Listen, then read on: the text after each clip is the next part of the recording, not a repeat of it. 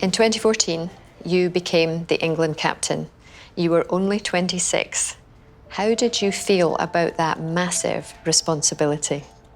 When you get told that you're going to be captain of your country, it's a massive honour, and everything that you've ever dreamed of as a female footballer is to lead your team out. And it wasn't just about me, it was probably more for my family, I think, for all their support and guidance that they've given us to where I am today. But I'm not going to lie, I was a little bit scared when he first told us. I knew that there was a massive responsibility.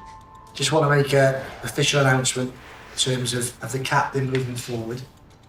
One thing I will say before I say this is that even though someone wears the armband, one thing I've been very impressed with, and other staff have, is the amount of leaders we've got in the group. Right, so whether that be a young player, senior player, you have some exceptional leadership qualities and leaders within the group. I'm going to formally announce now that Steph Houghton will be our new England captain. The key thing about the relationship between a captain and a manager is a trust. The trust in their ability, the trust to be that link between the management, the support staff to the players, and she's everything. She's good with people. The captain is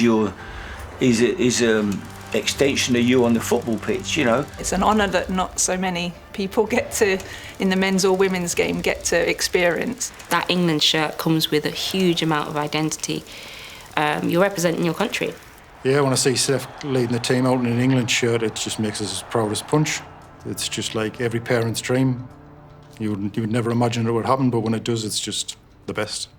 The first 6 months of my captaincy for the country, I don't think it was my best. I was trying to find my way a bit. I was trying to be someone that I wasn't meant to be. I tried to be everybody's mates. I think the fact that I got it so young and there was players in that squad that had a lot more experience than me, that were leaders for their clubs. Maybe people didn't agree with the decision that the manager had made. And Steph has asked if she can say a couple of words to you all, but short and sweet, no pressure, just on that fact.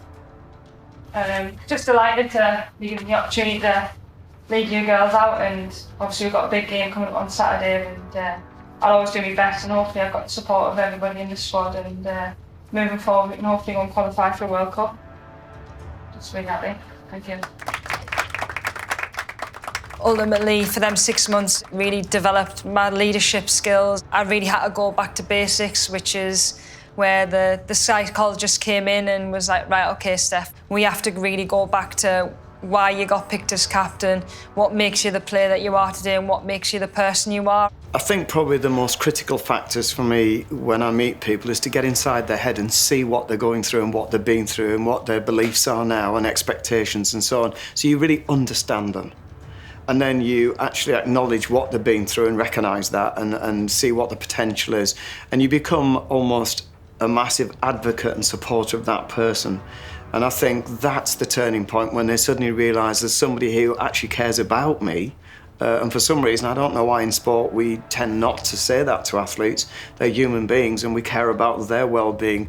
I'll always be forever grateful for that conversation, because I think without that, my captaincy wouldn't have been as long as it has been. Let's understand the machine you've got, then let's get some insights into your uniqueness, because we're all unique, then learn how to manage that unique machine, and finally apply it in sport. And that's the order in which I like to do things.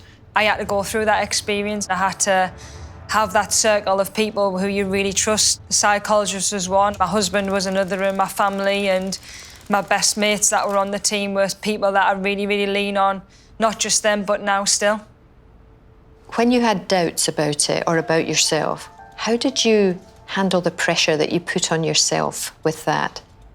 Because I had the armband and I'd been given the captaincy, I expected that I'd be having this man of the match performance every single game, whereas actually, logically, it's an armband and I'm still a player that plays in the team. So it was kind of going back to that basics and going, OK, Steph, just make sure you let your football do the talking first and foremost. Just train as hard as you possibly can. I remember when I did meet her first time after, she'd been in it for about a year. I was like, how are you, all right? Like that. And it's that kind of, I know, are you all right? Because of the extra responsibility. And she's like, yeah, she was just getting used to it all. And yeah, we haven't really spoken about it because I think it's important for that player to do it their way.